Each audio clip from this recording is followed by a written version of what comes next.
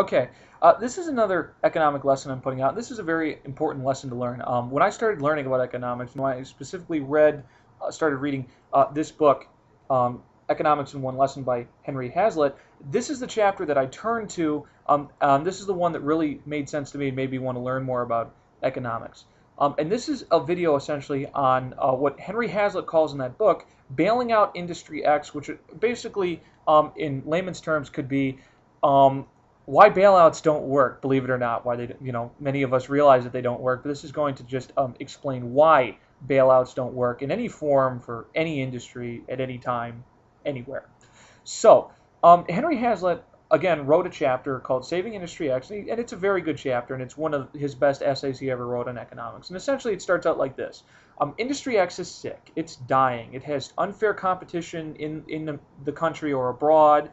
It has problems resulting from tariffs or something like that. It has problems resulting from new ways to manufacture or employment problems, and essentially it needs help. If it doesn't have help, it's going to die. It's going to go under, and that vacuum of it going under is going to be like the fucking Titanic. It's going to soak up all of us with it, and it's going to destroy our economy, and we're all going to be fucked. And this is the doomsday thing that a company will say when it needs help. This is also a perfect example of corporatism too, which also is government intervention. But I'd say this is the reason why I think all the bailouts that we did for the banks were a stupid idea.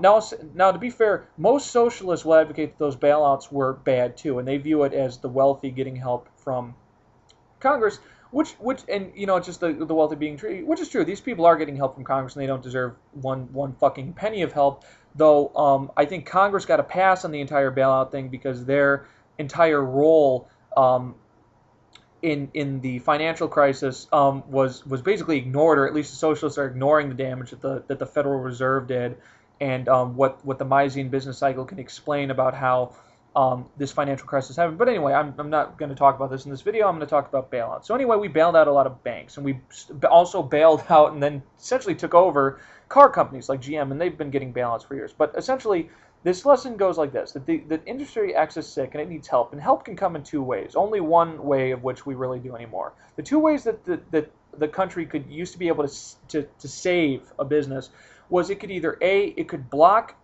more companies from entering the market, which is essentially creating a monopoly or a cartel, and it did used to do this, but they don't do it anymore. I can't think of anything off the top of my head where they block more entries into it, except for utilities and things like that. But like I said, the first way they could do it is they could simply block other companies from getting in, so that the company that's sick doesn't have to compete as much.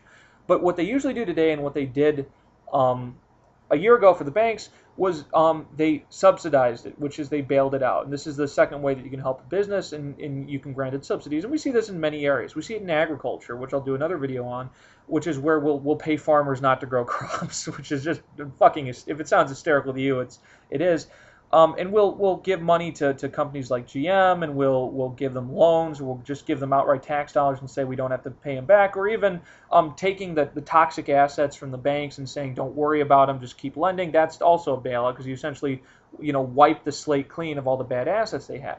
Okay, this idea doesn't work, and it annoys me because both George W. Bush and Barack Obama believe it works, and they're both morons because of it. George W. Bush uttered the famous phrase, I'm abandoning free market principles to save the free market, which is a ridiculous statement. It's almost as ridiculous as when we abandoned constitutional principles with the Patriot Act to save the Constitution. It doesn't fucking work. But Barack Obama is continuing this, and he's continuing this to a much larger extent, because he's the one who seems to be having all the meetings with CEOs telling them that they're going to take this money and they're going to stop giving the bonuses, and the government's going to set all these restrictions, and if they don't like it, the government will punish them because they took this bailout money. But Barack Obama seems to be the one who as of now is continuing this course that George Bush started, and because of that he deserves a lot of criticism.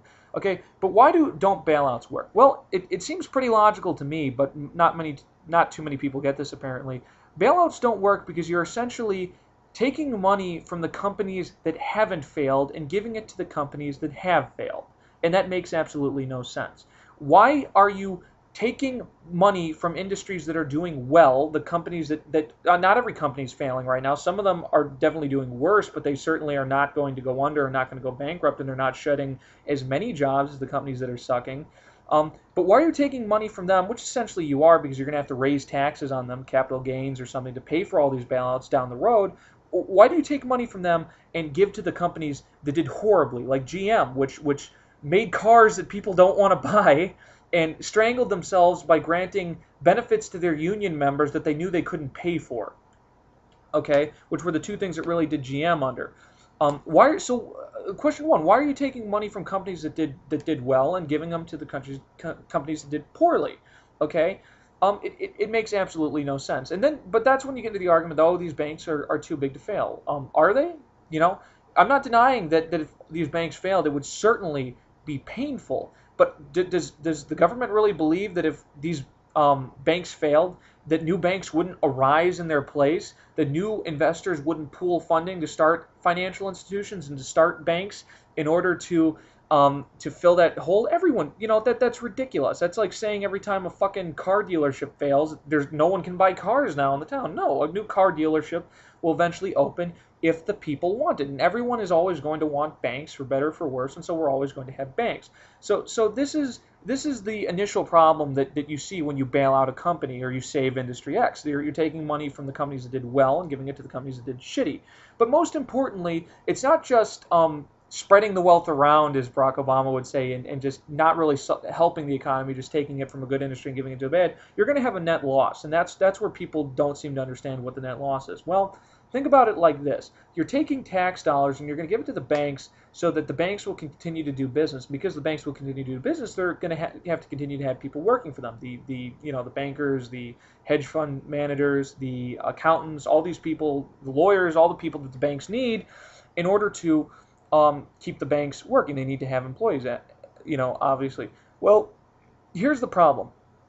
When you're going to give money to these banks and they're obviously going to use it to pay workers, that means that the company that you took it from now, when they have to pay that higher tax down the road, will not be able to hire any more workers. Because if they're being taxed, that's a job that they can't give to someone. Those are benefits that they can't extend to them. So that person is not going to be able to be employed at that good business that was actually doing okay in the recession. So what does that mean? That means you're driving people out of good industries and you're telling them, we want you to go work in the bad industries. And the idea is that, well, if you get more people working for them, they'll eventually recover. No, that's not true.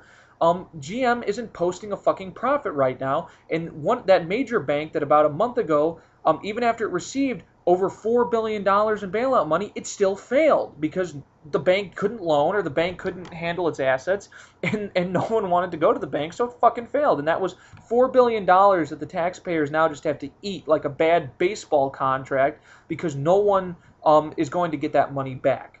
Okay? So this is the how you create a net loss, because now when people are being driven from good industries and put into bad, the company isn't going to make as much money because it's a bad or the good company is not going to make as much money now because it doesn't have workers that it can extend extend production and allow for new investment. And that bad company, even if it gets the workers, as we saw with some companies that have still failed, does not mean that they're just going to rebound and go up. No, it means that if they're still being run poorly, they're not going to make any more money.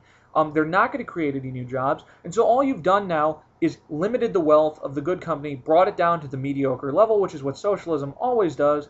And now you have a country that's going to have a lower GDP and lower overall wealth because you've decided you had to save Industry X. So this is basically an easy look at why bailouts don't work. If you want to read about this subject in more hard terms than I'm explaining now, two books I can suggest is the book Meltdown by Thomas Woods, which is a very good book on why bailouts don't work.